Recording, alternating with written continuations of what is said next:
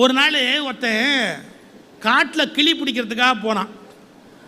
ஒரு மரத்தில் பஞ்சவர்ண கிளியும் பக்கத்துலேயே காக்காயும் உட்காந்து பேசிக்கிட்டு இருந்தது.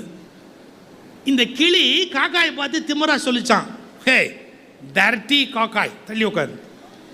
காக்கா கேடு, ஏன் இவ்வளோ அவமானமாக பேசுகிற?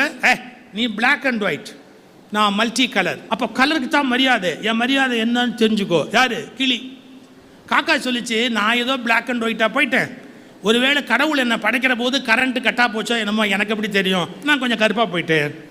இது ரெண்டும் பேசிக்கிட்டே இருக்கும்போது வேட்டைக்கு வந்தான் பாருங்க. வேட்டைக்கு வந்தவன் அப்படியே கபால்னு கிளியை ஒரு அமுக்கு அமுக்குனான். எங்கள் வேட்டைக்கு வந்தவன் காக்காயா பிடிப்பான்? காக்கா பிடிக்கிறதுக்கு யாராவது காடு வரைக்கும் போவானா? கிளியை ஒரே அமுக்கு அமுக்குனான், தூக்கி ஜீப்பில் போட்டான், வீட்டுக்கு தூக்கி போயிட்டான். இந்த காக்கா பார்த்தது, என்ன நம்மளோட பேசிக்கிட்டு இருந்த கிளியை அவன் கொண்டு போயிட்டானே, என்ன பண்ணுறான் பார்ப்போம். வீட்டுக்கு போச்சு. அங்கே போனால் அவன் கிளி